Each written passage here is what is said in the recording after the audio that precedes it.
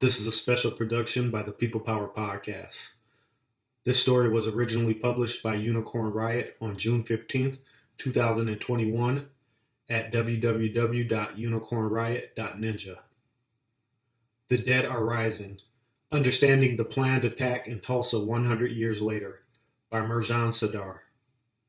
Understanding the initial incident in Tulsa and the events that precipitated it are critical to truly understanding what took place 100 years ago. Calculated white men organized a mob of up to 10,000, deputized by local law enforcement, and massacred the prosperous Black Greenwood community, all based on a lie. Today, the world knows the story of the Black 19-year-old Dick Rowland, accused of assaulting white 17-year-old Sarah Page. Following news of Rowland's arrest, a white lynch mob came for Rowland and were met by an armed group of Black World War I veterans at the courthouse. From there, battles took place and the massacre ensued, destroying Greenwood, also known as Black Wall Street, so the story goes. White newspapers blamed armed black men for starting the violence, including local newspaper, the McCurtain Gazette, which noted on June 1st, 1921, the first firing came shortly after dark when a Negro was stopped by an officer and his gun taken away.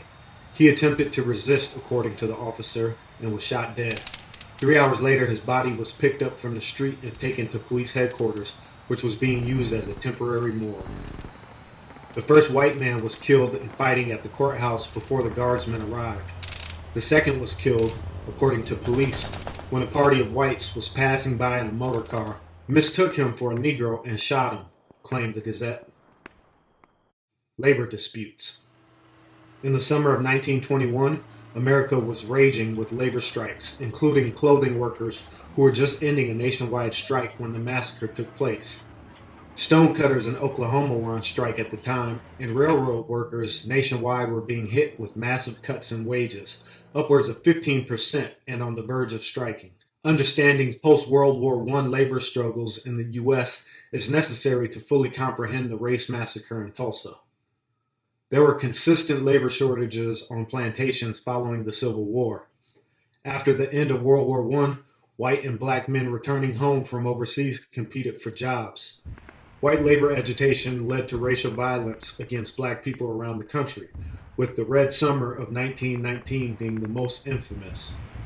Red referred to the blood of black people flowing in the streets. Segregated Tulsa. Despite brutal segregation throughout the Jim Crow South, there were always still interracial relationships, ranging from the intimate to the platonic to strictly business. Blacks and whites were interdependent on one another in their daily lives, according to Dr. Keith Mays, Associate Professor of African American and African Studies at the University of Minnesota. And yet, Tulsa was notorious for racial segregation. It was the only city in America that boasted of separate telephone booths. Tulsa was two different cities, one for black people and one for whites. There's complete separation of the races so that a colored town is within the white town. W.E.B. Du Bois.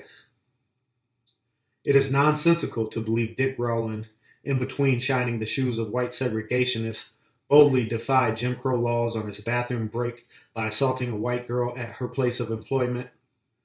On May 31st, 1921, the Tulsa Tribune published the front page headline, "Nab Negro for White Girl in Elevator," and an afternoon edition, "To Lynch Negro Tonight," which inflamed racist white residents. Walter White investigated the incident for the NAACP and wondered why people were willing to believe that Rowland was foolish enough to attack a white girl on an elevator on a holiday during a time of terror, according to the National Endowment for Humanities.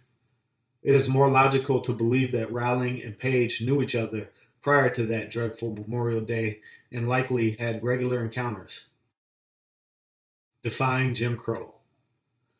Not only did Rowland and Page know each other before he stepped on the elevator, but they were in love and were planning to defy Oklahoma's Jim Crow law banning interracial marriage, according to Eloise Cochran Price, the daughter of massacre survivor Clarence Rowland and a cousin of Dick Rowland. Cochran Price recently told an audience at the Oklahoma Black Caucus Gala that the two were planning on getting married. They had spent many Sundays over my grandmother's house at family dinners. Lead investigative journalist of the 1921 Tulsa Race Massacre, Deneen Brown, recently discovered that it was Page who freed Rowland. The charges were eventually dropped, and Page later wrote a letter exonerating him. It's likely Page's employer found out about this relationship and fabricated the assault. We may never know who really initiated Rowland's setup, but whoever they were, they used it as the pretext to carry out the massacre at Greenwood, meaning it was almost certainly a planned attack. Our country's national crime is lynching. It is not the creature of an hour, the sudden outburst of uncontrolled fury, or the unspeakable brutality of an insane mob. Ida B. Wells. Public-private corruption. The 2001 report published by the Oklahoma Commission to study the Tulsa Race Riot of 1921 did not unanimously conclude that the attack was planned, but they included this in their findings. At the time, many said that this was no spontaneous eruption of the rabble. It was planned and executed by the elite. Quite a few people, including some in this commission, have since studied the question and are persuaded that this is so, that the Tulsa Race Riot was the result of a conspiracy. Nepotism, often in the form of good old boy networks, was commonly practiced in Tulsa and throughout the Jim Crow South. The study quoted one massacre survivor saying, "There were a lot of big shot rednecks at the courthouse who ran the city and still do." The overarching corruption between local government and the private sector in 1921 Tulsa is clear from a cursory glance at archive records from that time. Comments by Tulsa Police Chief John Gustafson about allowing the lynching of Roy Belton, a white man, to take place 9 months before the Tulsa Race Massacre made clear that local law enforcement not only were uninterested in protecting blacks, but they were in cahoots with white lynch mobs. Any demonstration from an officer would have started gunplay, and dozens of innocent people would have been killed and injured, the chief was quoted. In the days that followed, the chief applauded the lynching, saying, "It is my honest opinion that the lynching of Roy Belton will prove of real benefit to Tulsa and the vicinity. It was an object lesson to the hijackers and auto thieves." Slavery by another name. The most flagrant form of public-private corruption in 1921 was the peonage system, a debt system implemented by local authorities and plantation owners designed to re-enslave black men. Jim Crow laws, also known as black codes, allowed police to arrest young men for vagrancy, loitering, lurking, and curfew, according to Professor Mays. Being black and unemployed was essentially criminalized, and once such a person was convicted by a county judge, local law enforcement, usually the county sheriff, would sell the prisoner's bond to local plantations, where these men were put back into slavery. In many ways, the peonage system was worse than chattel slavery because plantation owners had no incentive to take care of their workers. They were disposable, with a steady supply of prisoners to replace them, according to Dr. Mays. The trial for the massacre of 11 black men held captive at the John S. Williams plantation in Georgia was taking place during the Tulsa Race Massacre. Oklahoma farmers engaged in the same peonage system. A day after the fighting in Greenwood ended, farmers rounded up Negroes and took them to the detention centers, wrote the Oakland Tribune on June 2, 1921. Truth bombs. Although several survivors of the Tulsa Race Massacre said they witnessed planes above shooting and dropping bombs, local newspapers scrubbed these accounts from the public record. A 1921 American Red Cross report added, "Eyewitnesses also claimed that many houses were set afire from airplanes." The two black newspapers in Greenwood themselves were bombed, according to the findings published in the 2001 report. A railroad porter who witnessed some of the 1921 air assault on Greenwood was quoted in the 2001 report. "We reached Tulsa about 2 o'clock. Airplanes were circling all over Greenwood. We stopped our cars north of the Katy Depot, going towards Sand Springs. The heavens were lightened up as plain as day from the many fires over the Negro section. I could see from my car window that 2 airplanes were doing most of the work.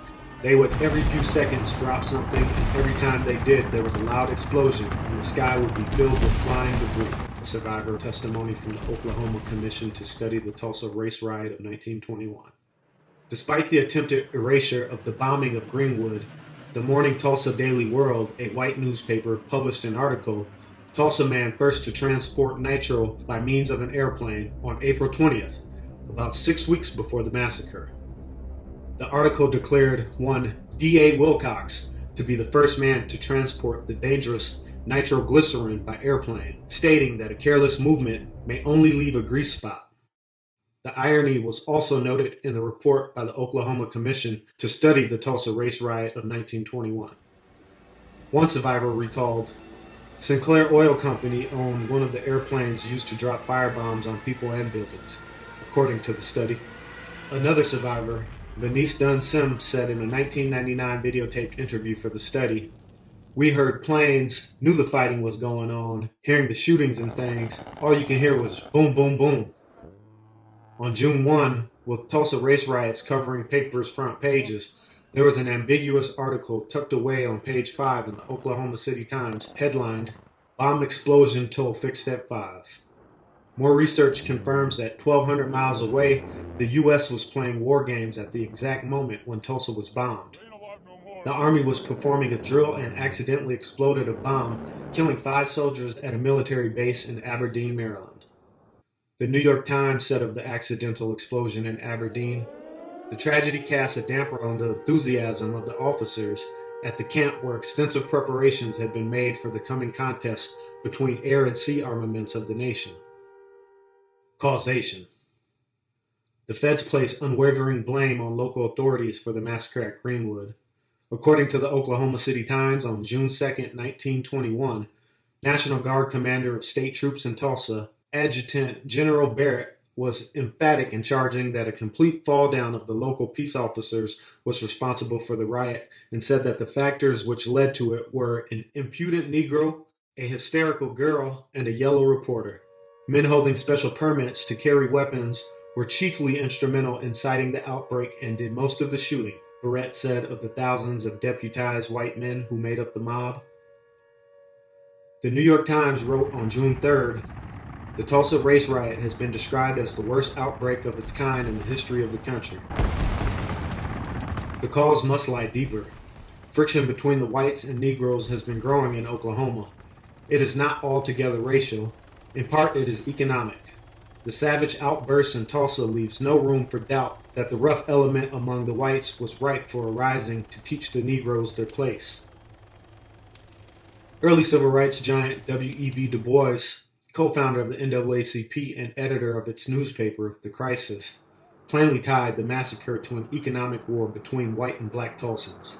Accusations against Dick Rowland were merely a pretext to escalate into full-blown war. Du Bois wrote, "I have never seen a colored community so highly organized as that of Tulsa. There is complete separation of the races so that a colored town is within the white town. I noticed a block of stores built by white men for Negro business. They had long been empty, boycotted by the Negroes. The colored people of Tulsa have accumulated property, have established stores and business organizations, and have also made money in oil. They feel their independent position and have boasted that in their community there have been no cases of lynching. With such a state of affairs, it took only a spark to start a dangerous fire." W.E.B. Du Bois. It was noted by several publications that the white mobs first robbed and looted black businesses before setting them ablaze. Ida B. Wells, also an early civil rights fighter and co-founder of the NAACP, said lynchings were never about protecting white women. "This what opened my eyes to what lynching really was, an excuse to get rid of Negroes who are acquiring wealth and property, and thus keep the race terrorized and keep the niggers down." In the aftermath of the massacre, on June 14, 1921, at the meeting of the Tulsa City Commission, the words by Mayor T.D. Evans are notable. "This uprising was inevitable. If that be true, and this judgment had come upon us, then I say it was good generalship to let the destruction come to that section where the trouble was hatched up, put in motion, and where it had its inception. All regret the wrongs that fell upon the innocent Negroes, and they should receive such help as we can give them. It is true of any warfare that the fortunes of war fall upon the innocent along with the guilty. This is true on any conflict, invasion, or uprising." Historian Dr. Carlos K. Hill recently remarked, The Negro Wall Street wasn't just a prosperous black community, it was a symbol for what was economically possible for black people in Jim Crow America. Reports of arson plots. There is more evidence suggesting the massacre could have been a more calculated attack rather than a spontaneous riot. Research unearthed a 1921 nationwide arsonist plot, perhaps connected to the American Legion, designed to create jobs for white veterans. On April 28th, just 1 month before the Tulsa Race Massacre, the Morning Tulsa Daily World reported a nationwide plot to destroy buildings in many cities for the purpose of furnishing employment to ex-servicemen was uncovered today by police. Former soldiers were to act as firebrands in the incendiary plot and were to be paid $7 for each job. Tulsa police, along with police around the country, were on high alert. Furthermore, Tulsa County agents published this in the McCurtain Gazette on June 1st, the day the bombing began, making explicit white desires to exterminate the black population by comparing them to rats. There has been numerous complaints made to the county about the damage done by rats, especially among the poultry. They are very active against the young chickens. The rat is an ancient enemy of mankind and the worst mammal pest in the United States. In addition to destructive habits, the rat is an active agent of infective diseases. It is noted for its great fecundity, often bearing 40 to 50 young yearly. The McCurtain Gazette, June 1, 1921. Recalibrating the narrative. Dr. Paul Spies, professor of urban education at Metropolitan State University, said, "Black Wall Street wasn't Reconstruction, it was construction. The same terrorism the KKK rained down in the South to squash Reconstruction and force Jim Crow happened on a mass scale in Tulsa, and that wasn't successful without deep collaboration from different entities." According to human rights investigator Eric Stover, the Tulsa Race Massacre was state-sanctioned when law enforcement deputized upwards of 10,000 white men who participated in the events. Approximately 300 black Tulsans were massacred, according to the Red Cross. Thousands of black Tulsans were made homeless and sent to internment camps. "When we got to the convention hall, they searched us before they let us go in," survivor Eunice Jackson said in a 1999 interview. Authorities took her mother's revolver she had kept for protection before letting the family inside. Jackson noted how they already had the ID cards for the black refugees when they arrived. The Oklahoma Commission to Study the Tulsa Race Riot of 1921 offered this. For some, what occurred in Tulsa on May 31st and June 1st, 1921 was a massacre, a pogrom, or to use a more modern term, an ethnic cleansing. For others, it was nothing short of a race war. But whatever term is used, one thing is certain. When it was all over, Tulsa's African American district had been turned into a scorched wasteland of vacant lots, crumbling storefronts, burned churches, and blackened, leafless trees. Tulsa was not a race riot, according to Dr. Spies. As a white person looking back at what happened 100 years ago, it seems pretty clear to me that what the white folks in Tulsa did was an act of ethnic cleansing. By trying to burn out and bomb out and shoot out and wipe out a whole thriving black community of more than 10,000 people. Their very existence threatened white people's belief in white supremacy, Spies asserted. Observers must question if white Tulsans knew the truth that Dick Rowland never attacked Sarah Page. Would the masses still have participated in this ethnic cleansing?